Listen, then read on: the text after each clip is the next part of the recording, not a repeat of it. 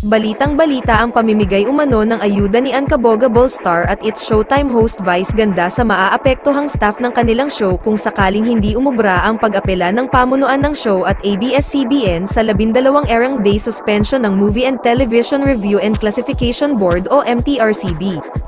Ayon sa mga kumakalat na ulat ng isang radio station, sa segment na napag-alamang nagpatawag daw ng emergency meeting si Vice Ganda kasama ang staff upang sabihin sa mga ito ang kanyang assistance kung sakaling matuloy ang suspensyon sa show. Ang sabi daw, ayon at inihahanda ng araw niya ang kanyang staff para sa napipintong 12 days na suspensyon. Ang nasagap natin, ay mukhang yung buong staff na maaapektuhan ng 12 days na hindi sila e-ere. Mukha yatang si Meme Vice ang mamimigay ng ayuda para sa mga tao. Hindi naman daw saklaw nito ang mga co-hosts niya. May hanggang September 19 pa raw inaasahang e-ere ang It's Showtime dahil pasok pa ito sa window period na 15 araw na pag-apela hinggil sa nabanggit na suspensyon. Samantala, isang makahulugang mensahe ang ipinaabot ni Unkabogable star at It's Showtime host Vice Ganda matapos niyang mag-upload ng video ng kanyang pagsayaw kasama ang kapwa hosts ng noontime show. Ibinahagi ni Vice sa kanyang TikTok account nitong linggo ika-17 ng Setyembre, ang isang video kung saan sinasayaw ng hosts ang 90s hit na I'll Be Missing You. Life isn't about waiting for the rain to stop, it's about learning to dance in the rain, ani Vice sa naturang TikTok post.